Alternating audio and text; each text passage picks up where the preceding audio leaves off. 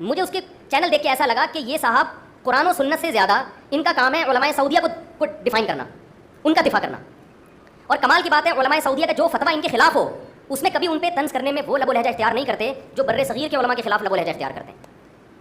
یعنی اگر یہاں ہندوستان کے کسی عالم نے فتویٰ دیا ہو جو ان کی رائے کے خلاف ہو تو فوراً طنزیہ لب و لہجہ ہوگا کہ ان کو کیا پتہ قرآن و حدیث کا. لیکن سعودی عالم نے فتویٰ دیا جو ان کی رائے کے خلاف ہے تو انتہائی احترام کے ساتھ کہ علماء کا رائے میں اختلاف ہوتا ہے، یہ ایک رائے ہے ایک دوسری بھی رائے ہے، تو ان کے اپنے لیے اصول کچھ اور ہیں، دوسروں کے لیے اصول کچھ اور. الحمد لله رب العالمين والصلاة والسلام على أشرف الأنبياء والمرسلين نبينا محمد وعلى آله وصحبه أجمعين.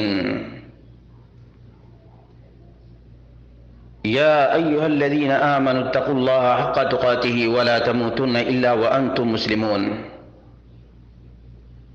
ایک سوال آیا ہے، کیا یہ بات صحیح ہے کہ اہل حق علماء سعودی عرب کو زیادہ اہمیت دیتے ہیں یا ان پر الزام ہے؟ اس کا جواب یہ ہے کہ یہ طارق مسعود صاحب اگرچہ دیوبندی، بریلوی،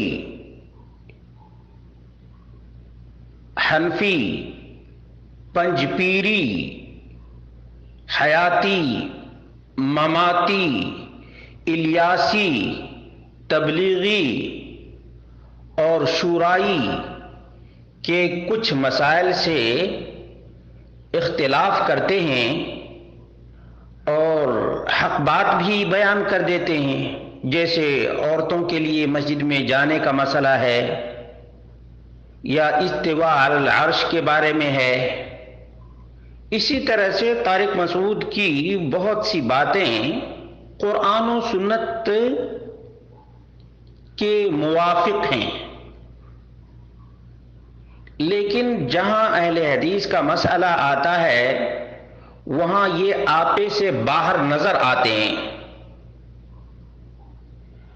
اب سعودی عرب کے علماء چونکہ منہج سلف پر ہیں، بر صغیر ہند و پاک، بنگلہ دیش اور نیپال کے علماء اہل حدیث بھی منہج سلف صالحین کے پیروکار ہیں، یکسانیت پائی جاتی ہے، ہم عقیدہ ہیں.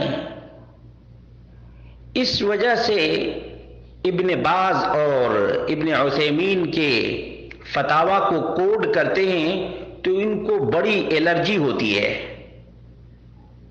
بڑی الرجی ہوتی ہے کہ آخر یہ لوگ کیوں سعودی عرب کے علماء کے فتاویٰ نقل کرتے ہیں اور لوگوں کو ان کے فتاویٰ سے آگاہ کرتے ہیں. تو یہ لکیر کے فقیر ہیں، یوٹیوبر ہیں، یہ بھی ان کے بھی چیلے چپاٹے ہیں جو یوٹیوب پہ ہمیشہ ڈالتے رہتے ہیں، تو یہ اپنے آپ کو بڑا یوٹیوبر سمجھتے ہیں یا سوشل میڈیا کا ہیرو سمجھتے ہیں اپنے آپ کو، اور بہت کچھ ہنساتے بھی رہتے ہیں، کبھی بیوی کی بات لا کر کے تو کبھی عورتوں کی بات لا کر کے، اس طرح سے یہ کرتے رہتے ہیں. لیکن جہاں تک یہ اعتراض ہے اہل حدیث علماء پر کہ سعودی عرب کے علماء کے فتاوے ذکر کرتے ہیں، تو یہ بالکل ہی بجا اور درست ہے. یہ تقلید شخصی نہیں، تقلید شخصی یہ ہے کہ ہم حنفی ہیں. حنفی بھائی حنفی ہیں تو حنفی رہیے، لیکن عقیدہ میں آپ حنفی کیوں نہیں رہتے؟ اشعری اور ماتریدی کیوں بن جاتے ہیں؟ جہاں تک ایک جگہ علماء اہل حدیث کے بیٹھنے کی بات ہے تو یہ اللہ کا فضل و کرم ہے، بر صغیر کے جتنے علماء ہیں وہ تمام کے تمام ٹیبل ٹاک کرتے ہیں، گفت و شنید کرتے ہیں اور آپسی مسائل میں افہام و تفہیم سے کام لیتے ہیں. لیکن آپ تو بتائیں، آپ بھی حنفی ہیں، قبر پجے اور یا غوث المدد کے نعرے لگانے والے، آپ دونوں کیوں نہیں یکجا ہوتے؟ وہ بھی حنفی، آپ بھی حنفی. الیاس گھومن ہے جو آپ کے ساتھ بیٹھنا تک گوارا نہیں کرتا ہے. اسی طرح سے طارق جمیل کو اب دیکھ لیجئے آپ کا وہ جو مفتی زرولی انہوں نے کیا کہا ہے، یہ سب لوگوں کے سامنے بیان نہ کریں تو ہی بہتر ہے، ورنہ میں چٹا پٹا سب کھولوں گا۔ آپ کو معلوم ہونا چاہیے کہ آپ اگرچہ یوٹیوبر ہیں لیکن آپ کی بقیہ ادھیڑنے کے لیے بھی بہت سے ایسے طلبہ موجود ہیں جو آپ کے چٹے پٹے کھول کر دکھا دیں گے۔